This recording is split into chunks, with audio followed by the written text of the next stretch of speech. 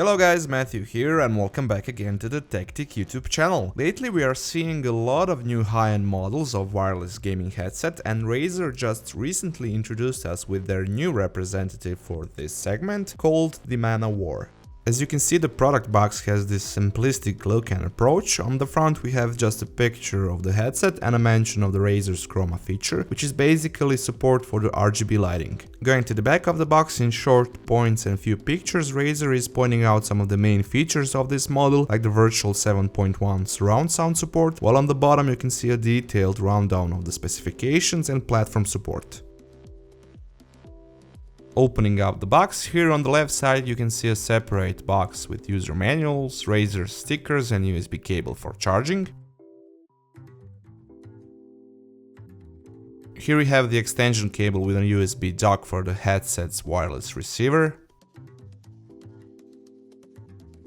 And of course, here are the headphones themselves.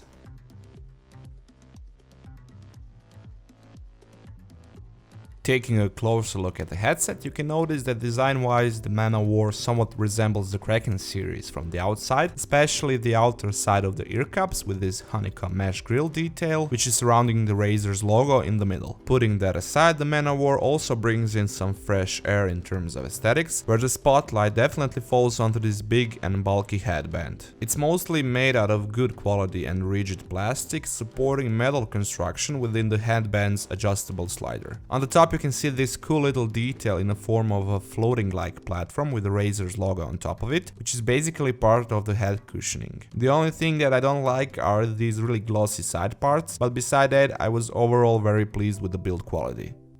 Comfort-wise, although it seems like it's a bulky and pretty firm headset, the ManO'War is actually quite pleasant to wear, and before all it's surprisingly light. The top padding isn't that thick, but it doesn't affect the overall comfort, especially since the focus here are the ear pads, which are in the case of the ManO'War really chubby and soft. Your ear will completely fall into the middle of the ear cup surrounded by that same padding, making the outside noises hard to interfere with the sound profile of the headset. The ear cups are very adjustable, as you can see it here, basically in any direction, so the comfort and ergonomics will be as good as possible. The side pressure is next to negligible, and that's coming from a guy with a pretty big head.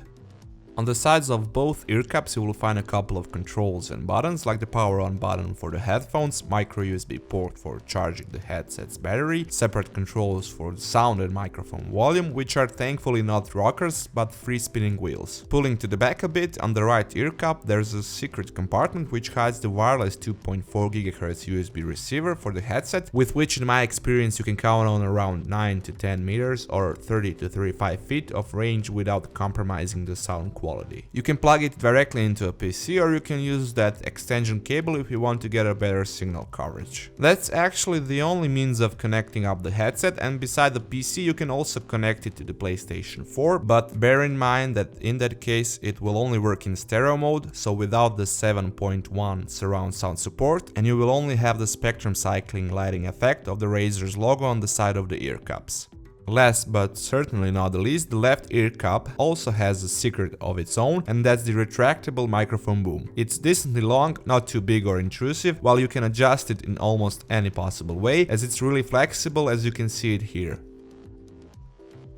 This is a sample of an audio recording using the Razer's ManO'War microphone. Tell me what you think about the sound quality in the comment section below. Is it any good for a $160 wireless gaming headset?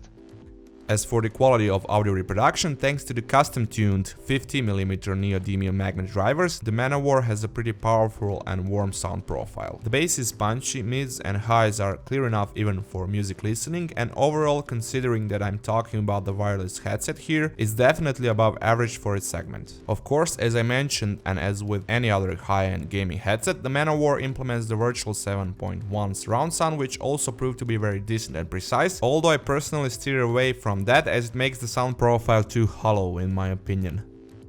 The settings for the virtual 7.1 surround sound can be controlled using the Razer's well-known Synapse software, which covers a multiple range of products and also the ManO'War. And up there you can also control a variety of different functions, like the additional audio and microphone options, change the equalizer settings, change the color of the Razer logo on the ear cups, pattern of the glowing light, or you can just completely turn it off to save on battery life.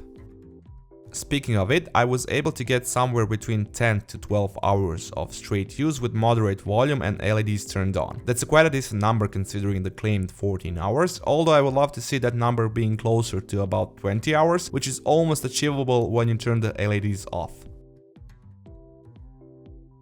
That's it guys for this time. Thank you once again for checking out the unboxing and review of the Razer's ManO'War wireless headset. Feel free to give me a thumbs up if you like this video, leave a comment down below if you have any questions about the product, and of course if you would like to see more content like this you can subscribe to the Tech YouTube channel, or you can just check out some of the other videos from before.